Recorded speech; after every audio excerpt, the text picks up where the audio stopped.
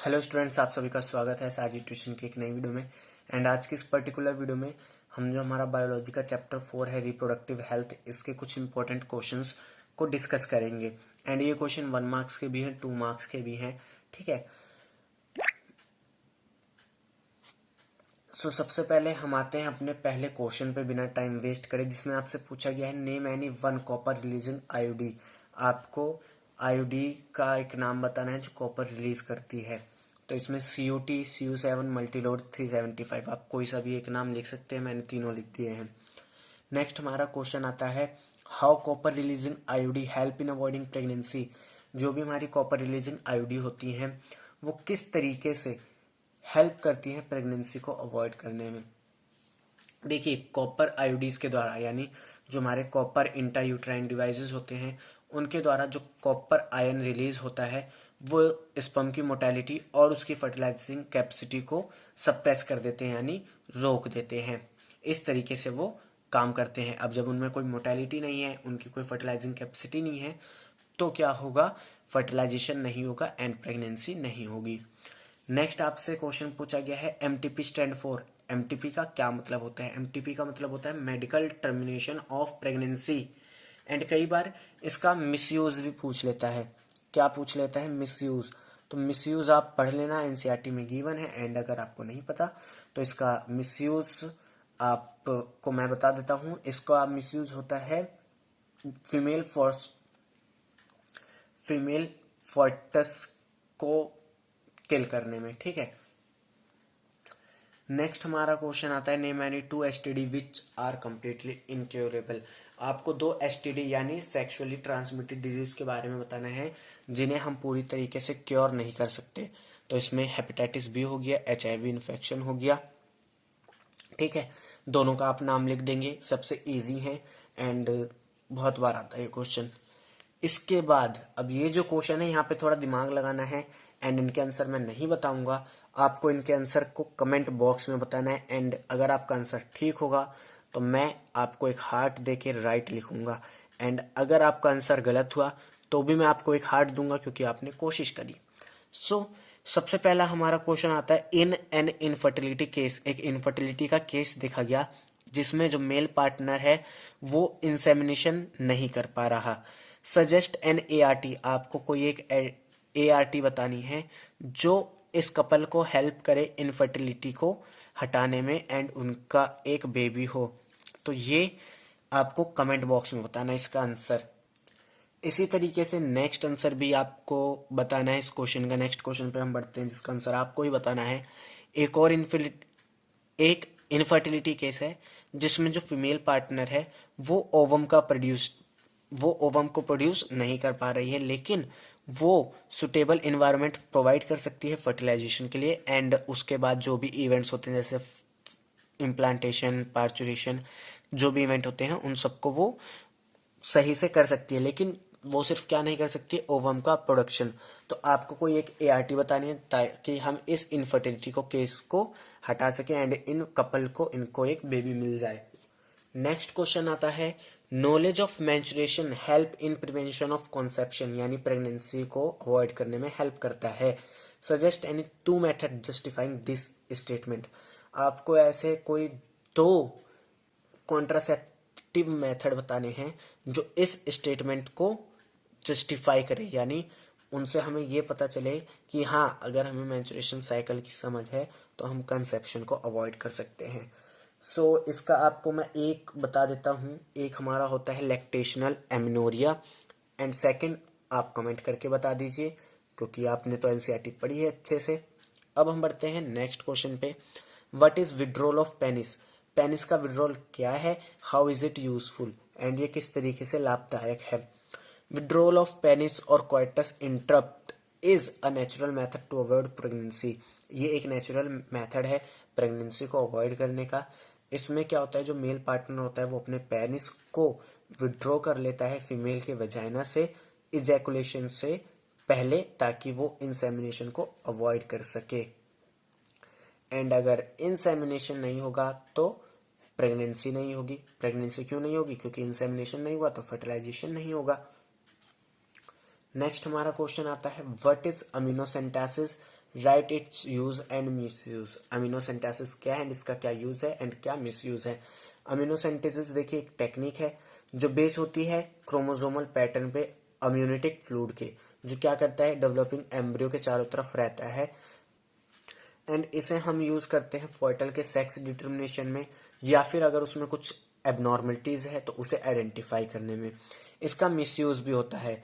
इसका मिसयूज क्या होता है कि अगर हमें पता चला अमीनोसेंटेसिस के द्वारा कि जो बेबी है या जो फॉइटस है वो क्या है, फीमेल है, तो उसके बाद उसमें एमटीपी का यूज करा जाता है, यानी मेडिकल टर्मिनेशन ऑफ प्रेगनेंसी में, यानी एबॉर्शन करा दिया जाता है उस लेडीज का, उस लेडी का।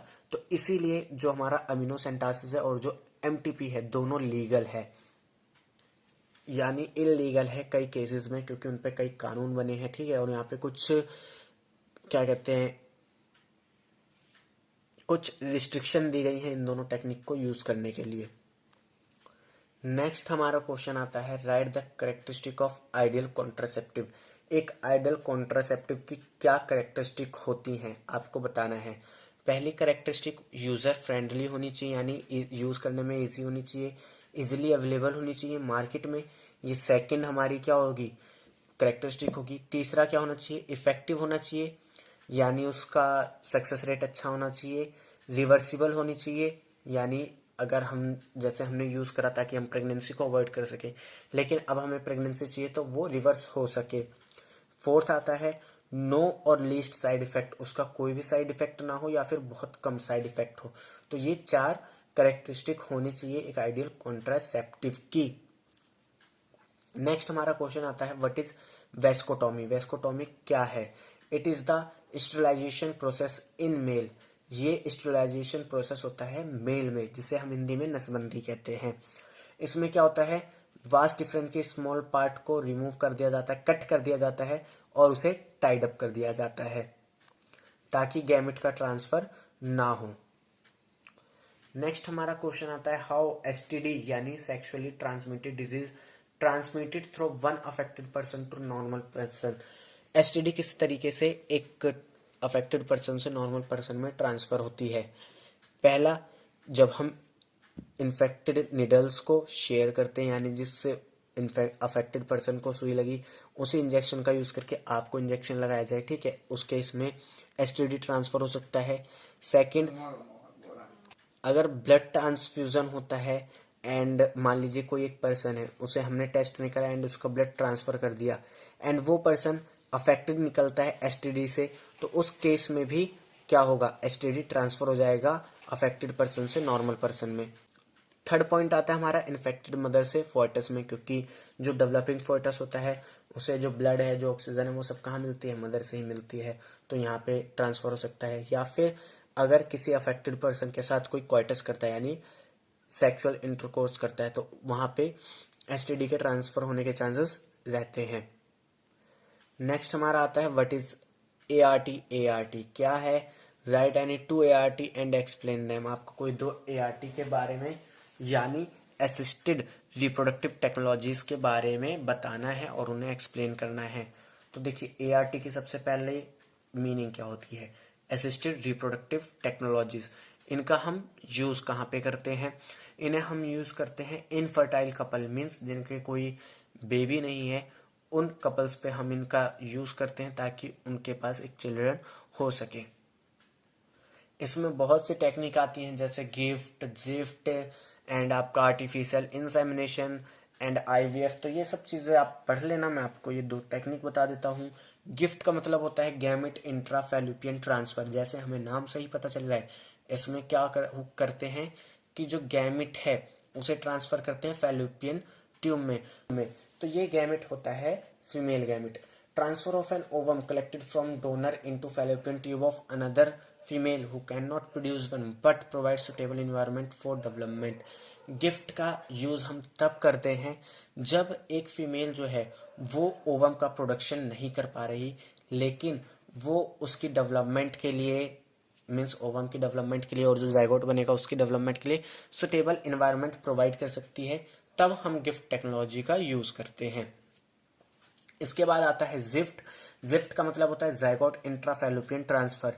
एंड इसमें क्या होता है, हम आईवीएफ यानी इन विट्रो फर्टिलाइजेशन का यूज करते हैं, जहाँ पे हम मेल से क्या लेते हैं, स्पर्म लेते हैं, एंड फीमेल से क्या लेते हैं, हम एग लेते हैं। एंड इन दोनों को बाहर यानी लैब में फ्यूज करवाते हैं, एंड जो जाइगोट बनता है उसे फीमेल के फैलोपियन ट्यूब में ट्रांसफर कर देते हैं। ये प्रोसीजर होता है जिप्ट में।